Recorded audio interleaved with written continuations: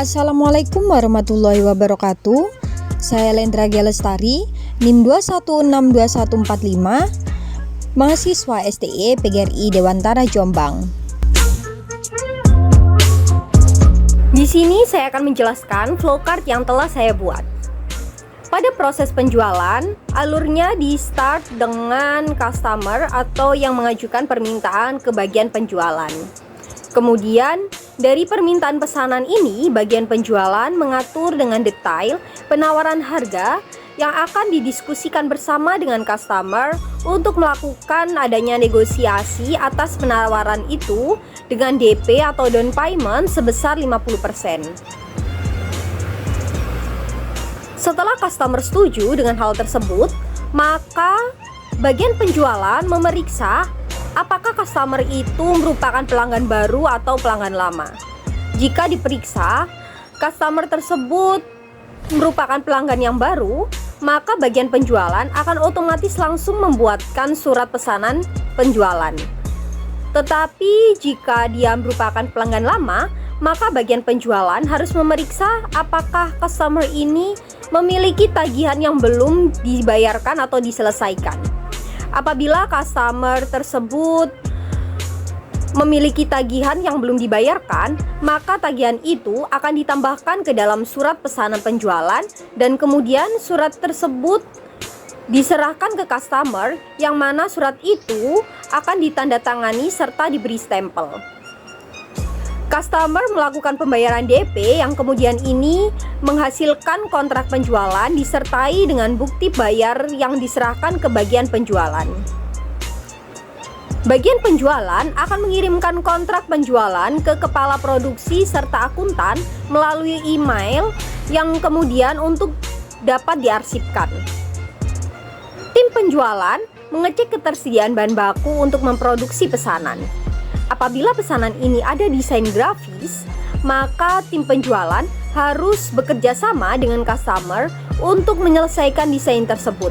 Dan jika telah selesai semua, maka bagian penjualan akan menyiapkan bahan-bahan untuk produksi. Di sini, kepala produksi bertanggung jawab untuk mengontrol serta mengawasi pesanan sampai selesai. Setelah pesanan selesai, kepala produksi akan membuat laporan produk selesai dan dikirimkan ke akuntan. Akuntan akan membuat faktur penjualan dengan uang sisa nominal yang telah dibayar di awal atau sisa uang yang harus dibayarkan oleh customer dan harus ada salinan untuk pengarsipannya. Salinan dari faktur penjualan ini dikirim ke bagian jasa pengiriman yang akan dijadikan pedoman atau dasaran untuk membuat surat jalan serta surat kemasan produk dikirim. Kemudian, setelah surat tersebut keluar, maka pihak pengirim akan mengirimkan produk tersebut beserta dengan faktur penjualan seperti surat jalan dan surat kemasan. Jika customer telah menerima faktur penjualan dan surat-surat tersebut, maka customer harus melunasi pembayaran tersebut melalui transfer bank.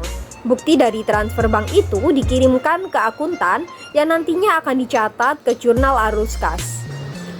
Pada proses penggajian, pada bagian akuntan merekap daftar gaji dari gaji dan upah dengan didasari oleh 1. Rekap presensi yang diterima dari bagian personalia. 2. Adanya kontrak penjualan yang diterima dari bagian penjualan. 3. Laporan produk selesai diterima dari kepala produksi. Setelah itu, akan dilaksanakan transfer gaji kepada seluruh karyawan oleh akuntan. Dengan berdasarkan bukti transfer itu, maka adanya pencatatan pada jurnal penggajian. Di sini saya akan menyebutkan satu kelemahan pada proses penjualan. Kelemahan pada proses penjualan ini ada di persiapan proses dan pengecekan ketersediaan bahan baku. Seharusnya diserahkan pada bagian produksi dan bukan pada bagian penjualan. Persiapan produksi, pengecekan ketersediaan bahan baku, serta kapasitas produksi yang diperlukan untuk memenuhi pesanan dan juga saat pesanan melibatkan desain grafis atau layout khusus yang nantinya akan bekerja sama dengan pelanggan juga merupakan tanggung jawab dari bagian produksi. Akan tetapi, jika persiapan produksi, pengecekan ketersediaan bahan baku, serta kapasitas produksi yang diperlukan untuk memenuhi pesanan pelanggan, ini melibatkan desain grafis atau layout khusus yang nantinya akan bekerja sama dengan pelanggan, ini diserahkan pada bagian penjualan, maka akan terjadinya ketidaksesuaian fungsi atas hal tersebut. Kemudian, satu kelemahan pada proses penggajian. Kelemahan pada proses penggajian ini terdapat di penyusunan daftar gaji dan upah yang seharusnya menjadi tanggung jawab dari bagian personalia. Yang mana bagian personalia ini seharusnya dapat menjalankan fungsi untuk memberikan kompensasi bagi pegawai dengan adil dan layak dengan berdasarkan pada jam presensi atau jam lembur yang nantinya akan ditambahkan ke dalam gajian bulanan. Saya akan merekomendasikan perbaikan atas kelemahan pada proses penjualan, yaitu dengan memberikan tanggung jawab atau tugas atas persiapan proses dan pengecekan bahan baku yang memang dilakukan oleh bagian produksi. Maka, setelah kontrak penjualan dan bukti bayar dikirimkan oleh bagian penjualan kepada kepala produksi dan akuntan melalui email perusahaan untuk diarsipkan berdasarkan nomor kontrak, selanjutnya bagian produksi melakukan pengecekan ketersediaan bahan baku dan kapasitas produksi yang diperlukan untuk memenuhi pesanan. Jika pesanan melibatkan desain grafis atau layout khusus, bagian produksi akan bekerja sama dengan pelanggan untuk mengembangkan desain yang sesuai. Setelah disetujui, proses persiapan produksi akan dimulai, termasuk pemilihan bahan cetak, peraturan mesin cetak, dan persiapan lainnya yang diperlukan.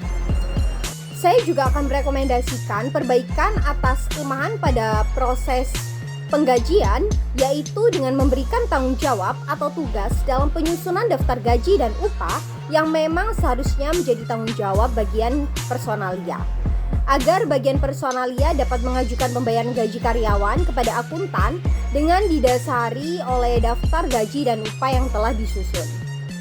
Itu tadi merupakan penjelasan flowchart, kelemahan penjualan dan penggajian disertai dengan rekomendasinya dari perusahaan Tarajaya. Sekian dari saya. Wassalamualaikum warahmatullahi wabarakatuh.